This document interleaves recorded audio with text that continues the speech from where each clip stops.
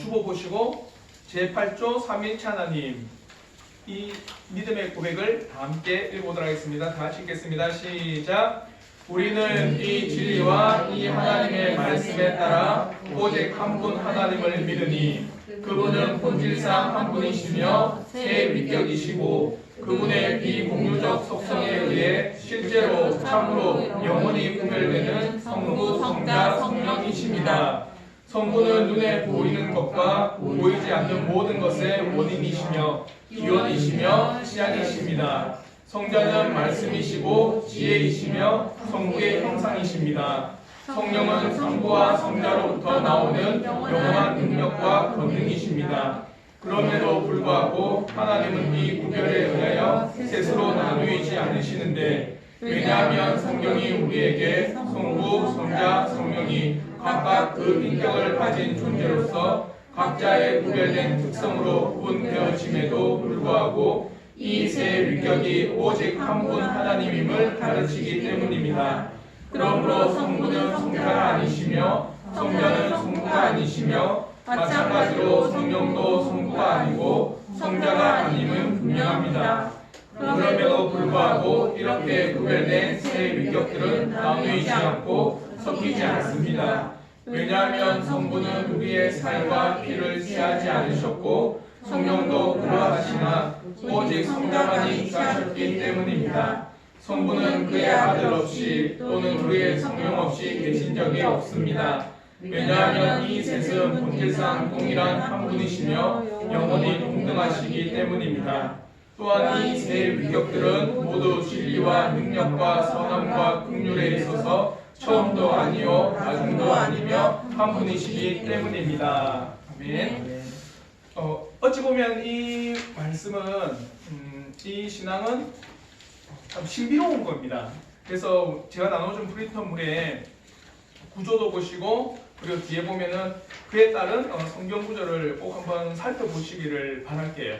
그래서 오늘 나누고자 하는 것은 총 5가지입니다. 이런 삼위일체 하나님에 대한 이단들, 그리고 그러면 우리가 기준으로 삼는 성경에서는 과연 하나님에 대해서 증거하고 있느냐, 삼위일체에 대해서 증거하고 있느냐, 그와 더불어서 성자와 성령께서 하나님 되심에 대한 증거는 뭐냐, 또 삼위 하나님의 각각의 사역들, 그로 인한 우리의 유익에 대해서 이 5가지를 짧게 나누도록 하겠습니다. 신비로운 거예요. 삼위일체는 왜냐? 1 플러스 1 플러스 1은 3이 돼야 되는데 1이 되는 거예요. 그래서 삼위일체 하나님에 대해서 우리의 이성으로 이해한다는 것은 불가능한 일입니다. 솔직하게. 그래서 칼빈도 뭐라고 하느냐, 유한은 무한을 담을 수 없다. 한마디로 우리의 작은 그릇 있잖아요. 집에 있는 그 밥그릇이나 아니면 국그릇을 가지고 바다 다 뜰 수 있습니까? 못 떠요. 뜬다고 하면 이상한 사람이죠. 바닷물을 내가 이 국그릇에 다 담을 수 있습니다. 그는 약간 좀 맛이 같겠죠. 그럴 수가 없습니다. 왜? 무한한 넓은 바다를 작은 그 그릇이 담는다는 것은 불가능하기 때문입니다. 그래서 칼빈은 하나님은 무한하시다. 그래서 우리가 벨기에 신앙복에서 제1주에서 우리가 믿는 하나님은 한 분이신데 그는 무한하시고, 맞죠?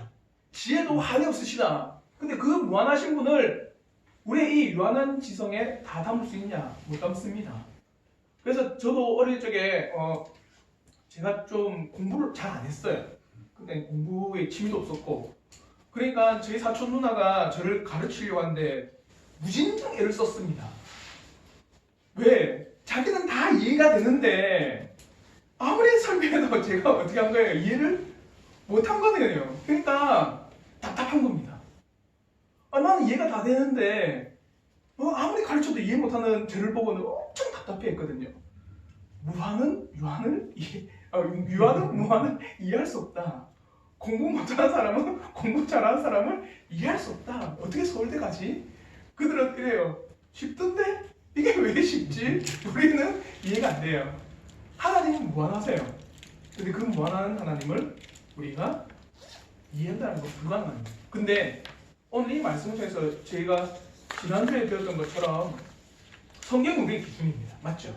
그래서 왜 벨기에 신앙고백서뿐만 아니라 모든 신앙고백서에 가장 처음은 성경이 등장해요. 왜? 성경이 안 믿어지면 이것도 안 믿어지는 겁니다.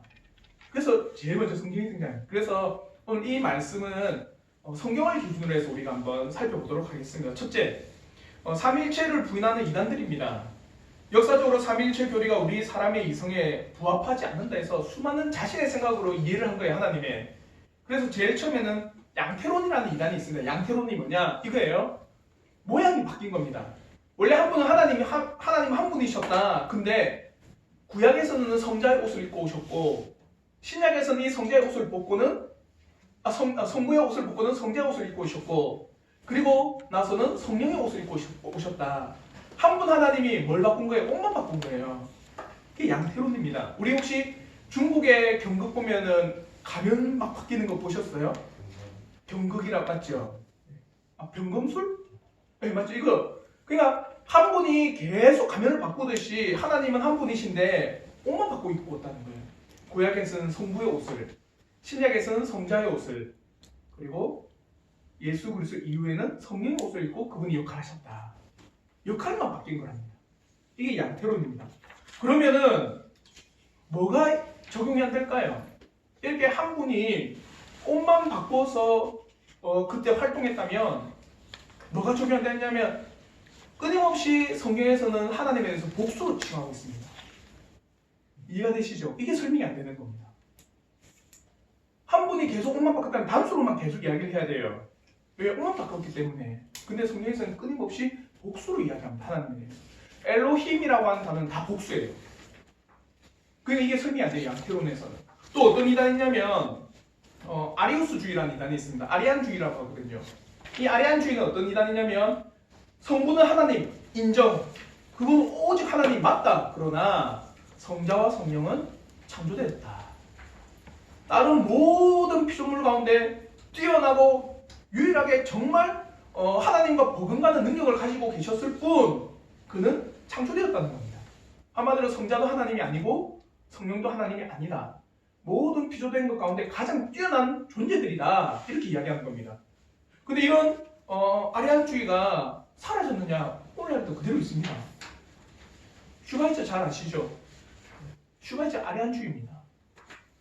슈바이처가 뭐라고 하냐면 우리가 아프리카 의료계의 아버지 그리고 정말 어렵고 힘든 죽어가는 그 아프리카 콩고 사람들을 의술로서 정말 사랑으로 보듬어서 우리가 존경을 하는 사람들이에요. 근데 노벨 평화상까지 받아놓으니까 이 슈바이처에 말하는 것이 어떻게 해요? 정말 모든 것이 다 맞다고 생각하는데 슈바이처가 말한 것은 예수는 하나님이 아니다고 말합니다. 그는 사람일 뿐이고 결코 하나님이 될 수가 없다. 그 예수인 그 사람을 본받아 많은 사람들에게 어떻게 해요?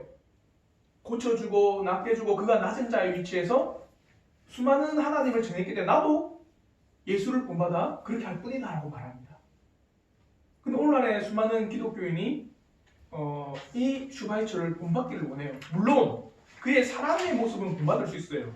그러나 그의 신학은 우리는 결코 받아들이지 않습니다. 이 아리안주의예요. 또 양자론 이단이 있습니다. 양자론은 뭐냐? 성자이신 예수께서는 원래 평범한 인간이었는데 어떻게 해요? 하나님께서 양자로 삼으셨다는 거예요. 그래서 양자로 삼으셨기 때문에 그에게 능력도 주시고 권능도 주시고 초능력을 주셨다는 거예요. 한마디로 우리가 노숙인이었는데 제가 어느 순간인가 삼성가에 양자로 들어간 거예요. 어느 순간인가 노숙으로 살고 있다가 양자로 삼으니까 저에게 어떤 거예요? 이 건물도 주고 저 건물도 주고 건물주가 되게 만드셨습니다. 저게 그 대단한 일을 그러니까 한마디로 예수께서 그냥 평범한 인간이었는데 양자로 삼으셨다. 이게 양자론 이단입니다. 이런 이단들이 왜 발생할까요? 배가 올라. 왜 생겼냐면 이거예요. 끊임없이 자기의 생각으로 하나님을 판단하려고 하는 겁니다. 기준 없이 자기의 생각으로 판단하려고 하니까 이런 거구나. 끊임없이 자기의 생각으로 하나님을 재단하려고 하니까 성경의 기준은 사라지는 거예요. 믿지 못하는 거예요. 그래서 우리는요 로마서 11장 33절에 이 말씀을 꼭 기억하셔야 됩니다. 깊도다 하나님의 지혜와 지식의 풍성함이요 그의 판단은 헤아리지 못할 것이며 그의 길은 찾지 못할 것이다. 어떻게 무한한 그 하나님을 너희들의 생각과 너희들의 사고로 제한할 수 있느냐? 그 하나님의 지혜와 지식은 풍성하고 너무나도 깊다는 거예요. 이거 우리의 생각으로는 다 평가할 수가 없도다. 그래서 결코 유한은 무한을 이해하지 못한다. 그러면 우리는 이럴 수 있습니다. 우리 유한한 우리 인간이 무한한 하나님을 이해할 수 없게 생각하면 우리는 이해하지 못한 채로 있어야 돼? 그게 아니라는 거죠. 어디로요? 성경으로 돌아갑시다. 삼위일체 하나님에 대해서 성경은 그러면은 증거하고 있느냐? 성경에서 삼위일체 하나님을 증거하면 우리는 확실히 뭐예요? 믿음을 가지고 그분을 고백할 수 있는 겁니다. 그러면 구약과 신약에 대해서 어떻게 표현하고 있느냐? 하나님에 대해서 그걸 우리가 한번 살펴보자는 거죠. 구약에서는 이렇게 이야기합니다. 대표적으로 창세기 11장 7절에 바벨탑 사건 다 아시죠?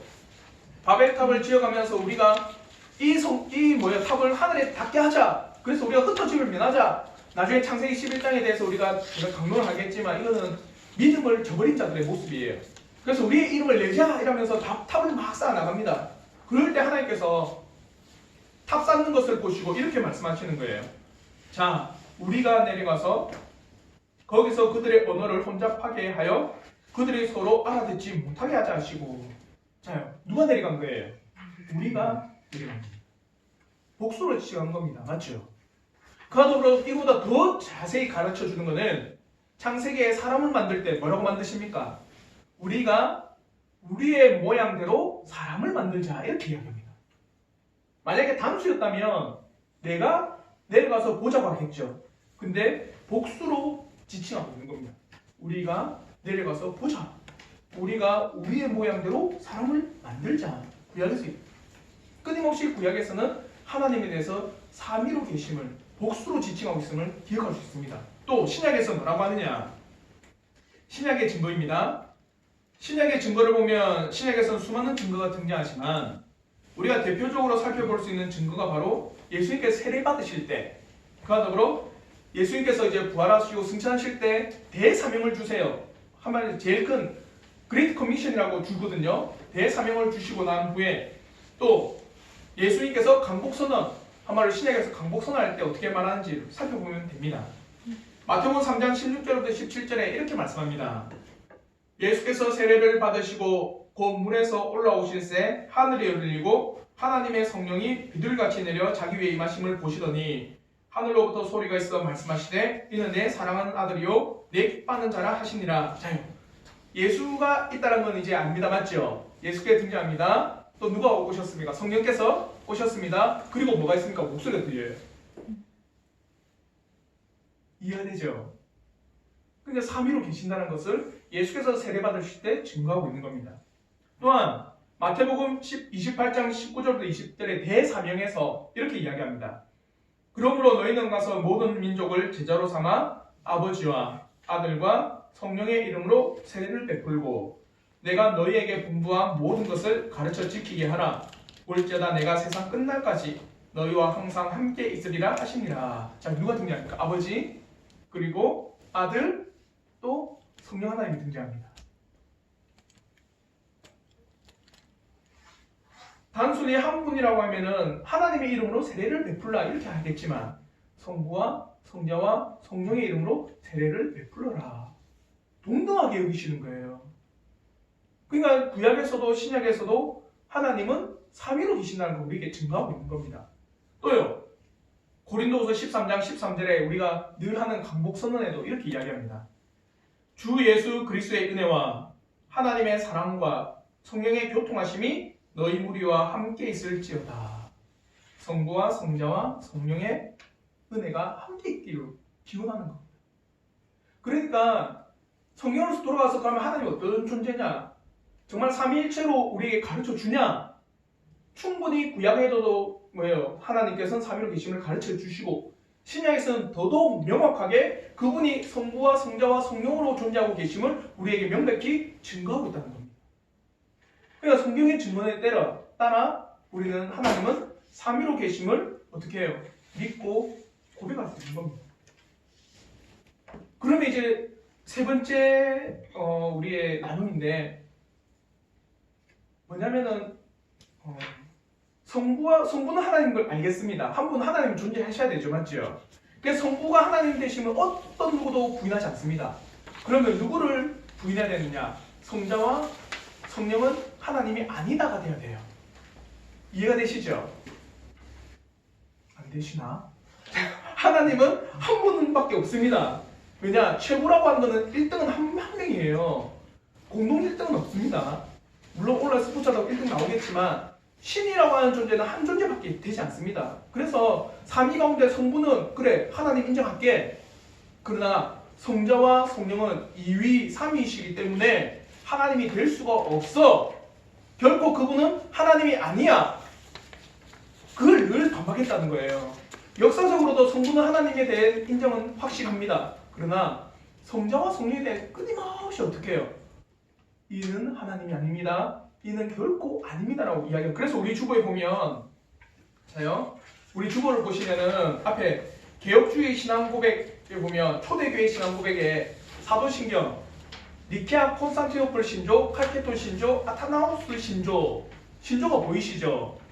이 세 가지 신조가 뭐냐면 사도신경 빼고 이 세 신조가 뭐냐면 성자와 성령은 하나님이시다를 증거하는 겁니다. 초대교회 때 수많은 이단들에 대한 공격이 뭐였냐면 성자는 하나님이 아니다. 성령은 하나님이 아니다라는 공격합니다. 왜? 성부는 하나님의 되심을 인정하니까. 그러니까 이 아타나우스 신조, 니케아 콘스탄티노플 신조, 그리고 칼케톤 신조는 끊임없이 성자와 성령은 하나님이시다를 증거하는 거예요. 그러니까 이런 우리의 신조를 이제 뛰어넘어 한번 성경을 보자는 겁니다. 성경에서는 과연 예수 그리스도가 하나님이시냐, 성령도 하나님이시냐를 증거하고 있느냐. 성자가 하나님이시에 대한 증거는요, 요한복음 1장 1절에 우리가 잘 알고 있듯이 이렇게 말씀합니다. 태초에 말씀이 계시니라. 이 말씀이 하나님과 함께 계셨으니 이 말씀은 곧 뭐라는 겁니까? 하나님이시라. 그리고 요한복음 1장에 쭉 읽어보면 이 말씀을 누구라냐면 예수라고 이야기합니다. 그러니까 예수는 누구라는 겁니까? 하나님이라는 거예요. 그와 더불어서 요한복음 10장 30절에도 이렇게 이야기합니다. 예수께서 정말 이 고백 때문에 어찌 보면 유대인들이 잡아 죽이려고 했던 겁니다. 뭐냐면 나와 아버지는 하나이니라. 신성모독이거든요. 이스라엘 민족이 들으면 어떻게 여호와 하나님과 이 인간이 된 예수가 하나라고 할 수 있느냐. 이건 신성모독이다. 근데 예수께서는 분명히 고백합니다. 나와 아버지는 하나다. 하나라는 말이 뭘까요? 동일하다는 겁니다. 즉 예수께서는 하나님이시다. 이걸 우리에게 이야기하고 있는 거예요. 이것을 나중에 우리가 신앙고백 교리문답서를 배우기도 하지만 우리의 구원과도 밀접한 관계가 있습니다. 왜냐? 자요, 쉽게 설명해 드릴게요. 죄를 지은 것은 인간입니다. 맞죠? 그럼 인간이 죄를 갚아야 되는 건 당연한 겁니다. 그럼 우리의 죄를 갚을 수 있는 것은 인간이라는 존재가 돼야 돼요. 이해가 되시죠? 그럼 우리가 죄를 범한 것은 영원한 하나님입니다. 영원한 법을 우리는 어겼어요. 그럼 그 형벌은 어떤 형벌입니까? 영원한 형벌입니다. 영원한 하나님의 법을 어겼기 때문에. 그러면 이 죄의 값을 갚기 위해서는 영원한 게 필요한 거예요. 그럼 이 땅의 피조물은 영원한 피조물이 있습니까? 없죠. 영원한 존재는 누굽니까? 하나님밖에 없어요. 그래서 왜 예수가 우리의 유일한 구원자가 되고 우리의 유일한 메시아가 되느냐? 그 하나님이기 때문입니다. 하나님, 영원한 하나님이 되셔서 영원한 하나님의 법을 갚으셨고 영원한 죄의 삭을 갚으셨다는 거예요. 그러면 예수가 하나님이 아니다 이래버리면 그는 우리의 메시아가 아니라는 겁니다. 이해가 되시죠? 그러니까 나와 아버지는 하나다. 결국에는 예수께서는 하나님이시다. 또 성신께서 제가 두 가지 표현을 좀 씁니다. 성신이라는 표현을 쓰고 성령이라는 표현을 좀 써요. 그에 대해서 어떤 분들이 물어보실 수도 있지만 성신이라는 표현이 정확한 표현입니다. 왜? 거룩한 신이라는 뜻이잖아요. 성령은 거룩한 영입니다. 거룩한 영은 또 있어요. 천사들도 거룩합니다. 하나님에 비해 덜 거룩하지만 맞죠? 근데 일반적으로 우리나라 교회가 성령이라는 표현을 쓰기 때문에 뭐 성령도 맞다고 할 수 있습니다. 그래서 제가 성령과 성신을 번갈아 가면서 써도 동일한 분이구나를 꼭 기억하시고, 그래서 성령께서 하나님 되심에 대한 증거는 뭐냐? 사도행전 5장 3절부터 4절에 이렇게 말씀합니다.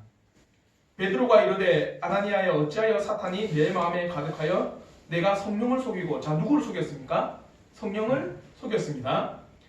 땅값 얼마를 감췄느냐? 땅이 그대로 있을 때에는 내 땅이 아니며 판 후에도 내 마음대로 할 수 없더냐? 어찌하여 이 일을 내 마음에 두었느냐? 사람에게 거짓말한 것이 아니요 하나님께로다. 자, 성령을 속였다는데 거짓말을 누구에게 했다는 거예요? 하나님께 했다는 거예요. 그럼 곧 성령은 누구라는 겁니까? 하나님이라는 거예요. 이해가 되시죠? 끊임없이 성경에서는요, 예수 그리스도는 하나님이시다, 또 성령께서도 하나님이시다를 우리에게 가르쳐주고 있습니다. 그래서 제가 도표를 하나 그려놨습니다. 이 도표는 꼭 기억하셔야 돼요. 이게 역사적으로 어떠냐면 그 신조들 나왔을 때 이 도표를 끊임없이 이야기한 겁니다. 중앙에 하나님, 본질입니다. 본질은 변치 않아요. 예를 들어서 물은 변하지 않습니다. 맞죠? H2O는 결코 변하지 않습니다. 물이라고 하는 본질, 즉 하나님이라고 하는 이 본질은 하나다. 그러나 성부와 성자, 성령이 각각의 역할에서 존재하신다. 그래서 성부는 성자가 아니다, 동일하지 않다. 성부와 성자도 동일하지 않다. 성자와 성령도 동일하지 않다. 그러나 하나님이라고 하는 것은 동일하다. 이게 삼위일체 하나님의 핵심이에요. 이해가 참 힘들죠, 맞죠? 그래서 칼빈은 이렇게 이야기합니다. 사람의 이율성으로는 이것이 도저히 잘 이해가 되지 않고 잘 깨달아지지 않는다. 그러나 성경에서 우리가 이렇게 말했기 때문에 나는 수납한다. 수납이 뭘까요? 받아들인다. 이겁니다. 여러분 집에 다 서랍장 있죠? 서랍에 물건 받으면 그 안에 이게 어떻게 쓰일지 어떤 용도인지 모르고 어떻게 해요? 넣어놔요. 이건 내 거다 하고 넣습니다. 수납한다는 의미가 그런 의미가 있어요. 내 이성으로는 도저히 이 모든 것을 다 이해하지 못하지만 무엇이 성경이 나에게 말하기 때문에 나는 그것을 받아들이고 어떻게 해요? 수납한다라고 이야기합니다. 이 도표는 꼭 기억하십시오. 본질로 하나님이십니다. 일체입니다. 그러나 그분은 각각의 역할로 성부와 성자와 성령으로 존재하십니다. 성부는 성자가 아니시고 성자도 성령이 아니시고 성령은 성부가 아니시다. 각각의 존재이시다. 그러나 그들은 하나이시다. 이게 삼위일체입니다. 더 이상 제가 설명할 길이 없어요. 다르게 설명하면 저도 뭐가 될까요? 예, 이단이 됩니다. 그래서 제가 옛날에는 이런 표현을 썼거든요. 뭐냐, 여기도 물이 있습니다. 맞죠? 근데 이거는 제가 먹는 식수입니다. 근데 다른 물은 농업용수로 쓰여요. 또 다른 물은 어떻게 해요? 공업용수로 쓰입니다. 근데 물이라고 하는 것은 하나입니다. 맞죠? 동일한 물이지만 각각의 역할이 틀립니다. 이렇게 표현해도 이단입니다. 왜? 물이 나눠졌기 때문에. 이해가 되시죠? 그래서 정말 고민을 많이 했습니다. 어떻게 하면 더 이해를 쉽게 하느냐. 그래서 제 자신을 보게 된 겁니다. 우리 자신을 봐야 돼요. 여러분 자신을 어떻게 해요? 여러분은 몸이 있습니다. 맞죠? 근데 또 뭐가 있습니까? 뭐 몸만 있나요? 육체만 있지는 않아요. 뭐가 있습니까? 여러분에게는 영혼이 있습니다. 영혼 없어요? 모든 사람 다 영혼 있다는 걸 알아요. 그래서 우리가 대답할 때 막 물어보고 나서 네 이러면 뭐가 없답니까? 그렇죠. 영혼 없이 대답한다고 해요. 모든 사람이 다 이미 사람들은 뭐가 있다는 걸 알아요. 영혼이 있다는 걸 알아요. 보입니까? 안 보입니다. 근데 우리 안에 하나가 되어 있어요. 우리가 상처를 받았습니다. 살이 찢어지고 때로는 살이 화상 입었습니다. 그러면 내 영혼이 다쳤네 하는 사람, 내 뭐가 다친 겁니까? 몸이 다친 거예요. 영혼과 관계가 없는 겁니다. 근데 우리 안에 하나가 되어 있어요. 어떻게 설명하실래요? 과학적으로 설명 가능하신 분? 난 설명을 하지 못하고 이해하지 못하기 때문에 내 영혼은 안 믿어. 아무도 없습니다. 우리 안에는 영혼이 있어요. 근데 그 영혼은 내 육체와 하나가 되어 있습니다. 어떻게 하나 되어 있습니까? I don't know, 몰라요. 근데 우리에겐 영혼이 있습니다. 하나님은 한 분으로 존재하십니다. 그리고 그분께서는 성부와 성자와 성령으로 존재하십니다. 각각의 역할이 틀리고 각각은 다르신 분이다. 어떻게 이해됩니까? 몰라요. 그런데 왜 믿습니까? 성경에서 말하기 때문에. 성경에서 그 믿음을 우리에게 요구하고 그 믿음을 우리에게 가르쳐주기 때문에. 더 이상 제가 우리 성도들에게 어떻게 설명해야 될 길이 없는 것 같아요. 저는 기도할 뿐입니다. 성령 하나님께서 우리 성도들에게 이 믿음이 고백되어지기를 정말 깨닫게 해주시고 알려주시고 믿음으로 동의되어지기를 저는 기도할 뿐입니다. 자, 하나님은 한 분이심을 고백합니다. 맞죠? 그리고 그분은 삼위로 계십니다. 성부와 성자와 성령으로 계시는데 이 삼위일체 하나님이 성경에 기록되어 있냐? 성경에 반드시 기록되어 있어요. 예수께서 세례 받으실 때도 구약에서는 우리라는 표현을 통해서 또 예수께서 대사명을 주실 때 그리고 우리가 강복선을 할 때도 그러면 성자와 성령도 하나님이시냐? 성경에서는 분명히 하나님이라고 말씀하고 있다. 나와 아버지는 하나라고 말씀하는 것과 더불어서 아나니아 삽비라 사건을 통해 성령을 속인 건 하나님을 속였다는 것을 통해서 그분도 하나님이심을 고백하고 있다. 그럼 이제 우리가 나누는 그 마지막 네 번째는 뭐냐? 그럼 이분들은 각각의 역할이 뭐냐? 이거예요. 이걸 알아야지 우리에게 유익이 있습니다. 각각의 하나님의 그 역할을 알 때 우리에게 엄청난 유익이 있는 거예요. 그래서 우리의 신앙 고백은 이 하나님에 대한 고백을 이렇게 이야기합니다. 성부는 보이는 것과 보이지 않는 모든 것의 원인과 기원과 시작이다. 자, 성부는 뭐라고 합니까? 원인과 기원과 시작입니다. 이걸 한마디로 표현해서 저는 계획이라고 합니다. 계획. 성부는 계획을 세우세요. 뜻을 세우시는 겁니다. 그리고 성자는 뭐냐? 말씀과 지혜이고 성부의 형상이시다. 자요. 여러분이 계획을 세웁니다. 계획 보입니까? 안 보이죠? 언제 그게 보여요? 실행할 때입니다. 그러니까 한마디로 성자는 뭐라고 하는 겁니까? 형상이라고 하는 건 실행을 하시는 거예요. 그 계획을. 이해가 되시죠? 이게 성자는 일하심입니다. 일하심. 그러면 성령은 뭐냐? 성령은 성부와 성자로부터 나오는 영원한 능력과 권능이시다. 한마디로 그 계획이 성자를 통해서 실천되어지고 성령을 통해서 능력과 그 행함들이 나타나고 보여지게 된 겁니다. 각각의 역할입니다. 그래서 제가 도표도 그려놨습니다. 도표를 보시면 하나 제가 잘못한 게 있어요. 뭐냐?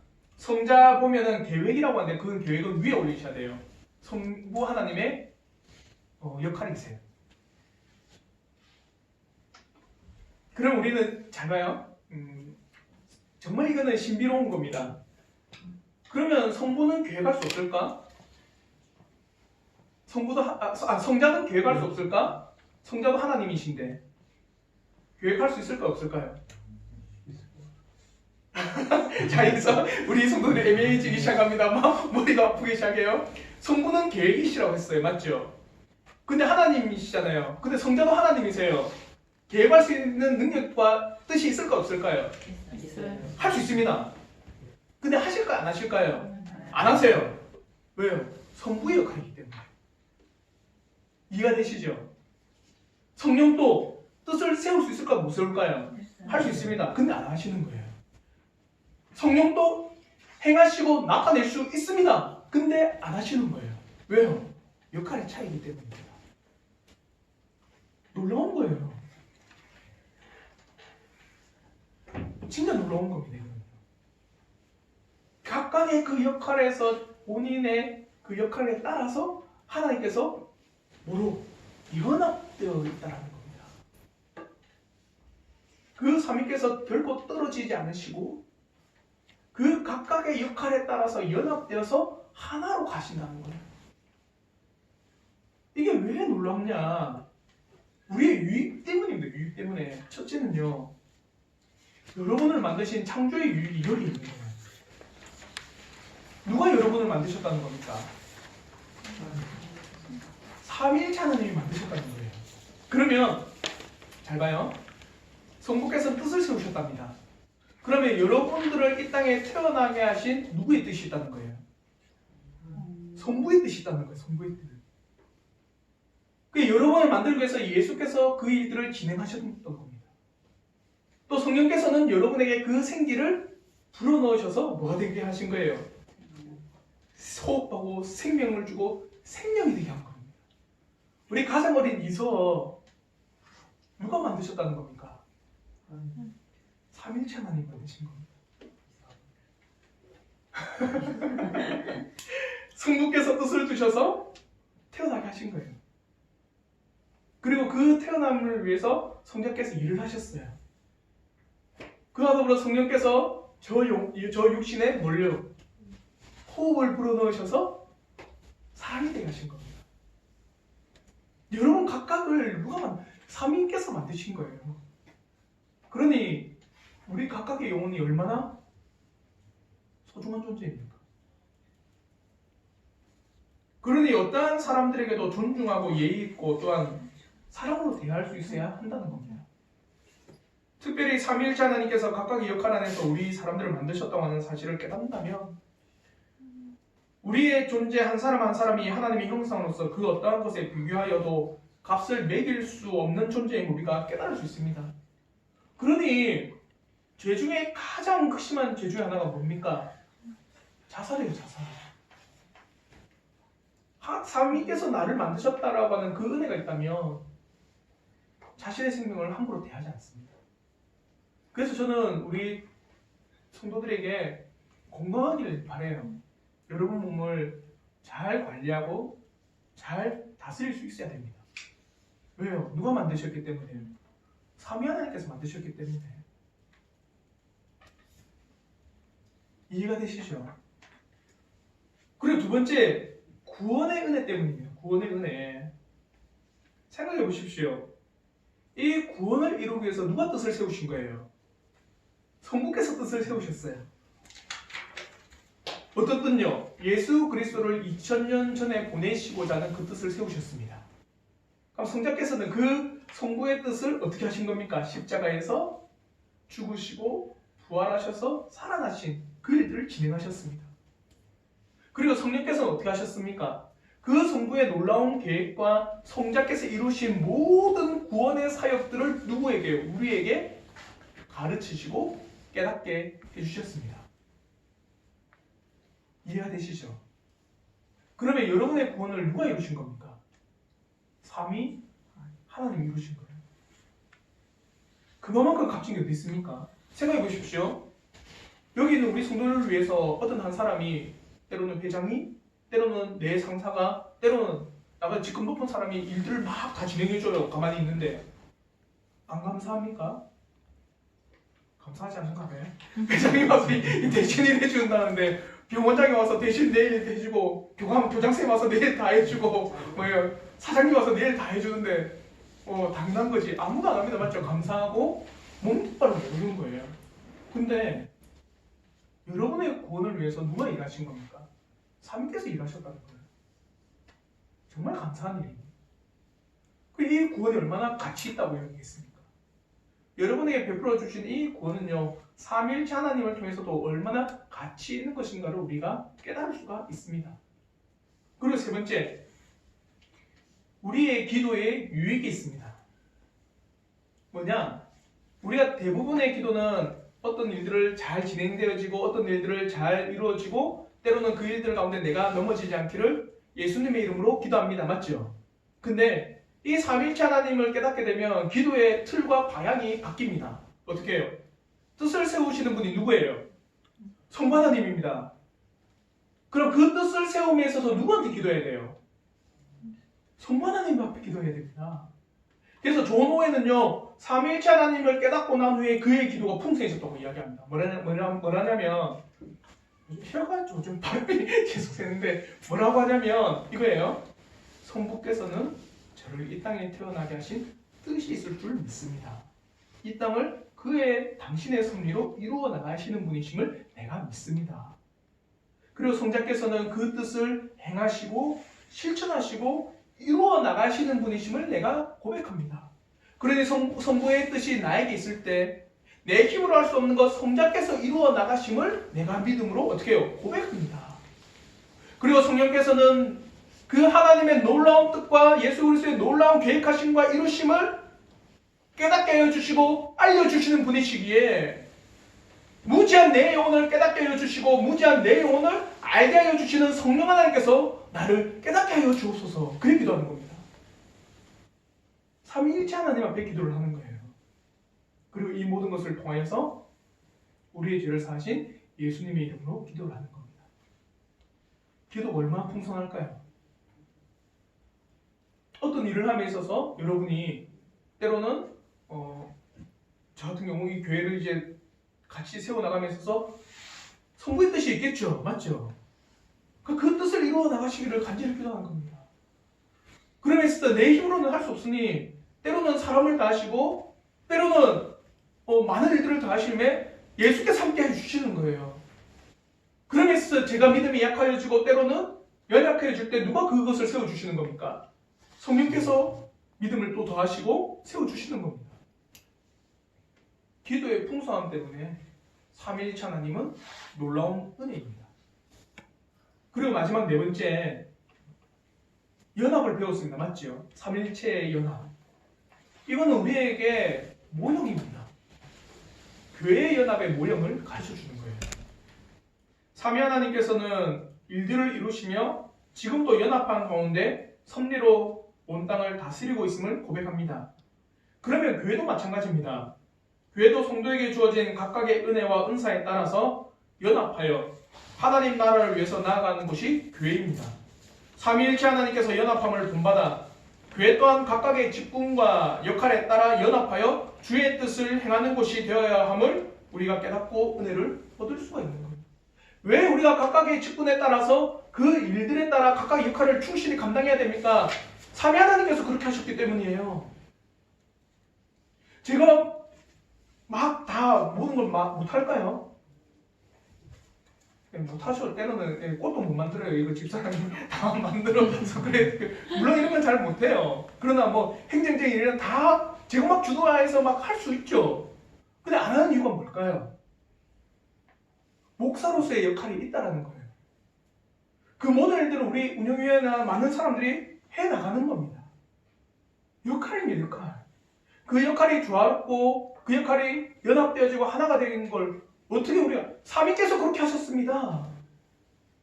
본보기를 주셨어요. 교회가 그렇게 나가야 된다는 겁니다.